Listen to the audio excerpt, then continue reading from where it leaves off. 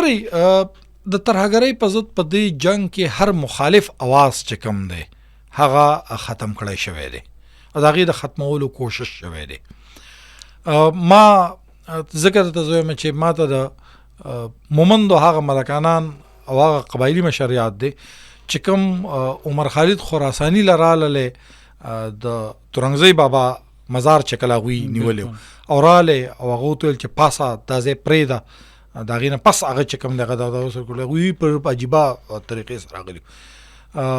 هغه خلک چې کوم دی بیا تا ته پته وروسته په خودکش حملو په ټارګټ کړي، یعنی هر مخالف اواز دا کولی شي. د دې مشرانو د وجنو یو غټه وجه دا وه چې دوی سر ختمو او چې کله د لښکر مشر نه نو بیا موب شي، بیا هجوم شي. نو د دې وجې نه د دغه مشران په دغه وجه دي. سیاسي که موږ وګورو سیاسي پروسس د تشدد چرې هم اجازت نه ورکوي. سیاست ګوره زه تاسو ته یم په دې پېښور کې تاسو وګورئ غلام بلوړ دی، کله اوس شوکت علي ودرېږي، کله ورته ظاهر شاه ولاړ دی، کله ورته آفتاب شیرپا ولاړ دی، کله ورته بېنظیر بټو ولاړه ده، څوک ولاړ دی. خو غلام بلوړ چرې هم دا نه دي ویلي چې بېنظیر ووژنئ، آفتاب شیرپا ووژنئ. شکست یې ورکړی، شکست یې خوړلی دی او هغه ښه ټیک ټاک دا کړی. سیاسي عمل د تشدد نه بغیر دی. د دې وجې نه په سیاسي عمل کې هغه هر یو سیاسي جماعت دي.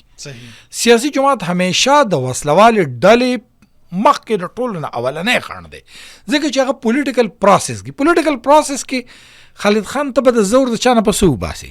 په بیلټ پیپر باندې زور به ستا صرف دی. د دې وجې نه چې جمهوریت بهترین انتقام دی نو هغه دې ځای کې وایي چې جمهوریت بهترین کله چا نه زور وباسي ته په دغه ځای کې ویستلی شي. دا د سیاسي جماعتونو ځکه چې وسلوالې ډلې په سیاسي عمل باندې تاسو ته پته ده یقین نه ساتي، بلکې تاسو ته بعد د وسلوالو ډلو مشر صوفي محمد صاحب هغه خبره یادوي چې هغه ویلو چې سیاسي نظام کفر دی، یعنی هغه دې ته د کفر نظام په سوات په هغه جلسه کې ویلو کوم چې د بریکوټ سره خوا کې شوی وه. د دې وجې نه تاسو که وګورئ نو وسلوالې ډلې چونکې پولیټیکل پروسس د انټي ملیټرایزیشن چې کوم دی دا اولنی ټارګټ دغه کېږي، ځکه چې سیاسي عمل شروع شي نو دا کېږي. بیا مذهبي ډلو ته وګوره، بیا چې په هغې کې مذهبي سیاسي جماعتونه کم دي، هغې هم بېشکه جماعت اسلامي او داسې نور سیاسي جماعتونو په خپل وخت کې د کشمیر جهادونه او داسې څیزونه کړي، خو اوس هغوی د ټول عمل نه توبهګار شوي دي. په دې اړه تمام دا په دې کولو چې ګوره هغوی هم د دې عمل نه تېر شوي دي. اوس ته وګوره که نه جماعت اسلامي درته ووایه که نه تاسو کوئ درته به وایي نه. مولانا فضل الرحمن صاحب په اولنۍ ورځ نه د سیاسي عمل چې کوم دی هغه حامي دی او هغه د سیاسي عمل تاسو راته نه وایي د حمیدالله خقاني صاحب په دغه کې چې کوم هغه خطبه ورکړې ده او هغه وینا کوي، مولانا فضل الرحمن صاحب وایي چې ته یې څوک چې ته زما ټارګټ کې، ته یې څوک چې صرف ته دا به وایي چې آیا ته د مولانا سمیع الحق او د مولانا حمیدالحق نه مفتي شاه زین لوی عالم چې ته به دغه ورکې وسلوال ډله ټارګټ کوي. د دې وجې نه مولانا فضل الرحمن صاحب هم ټارګټ دی.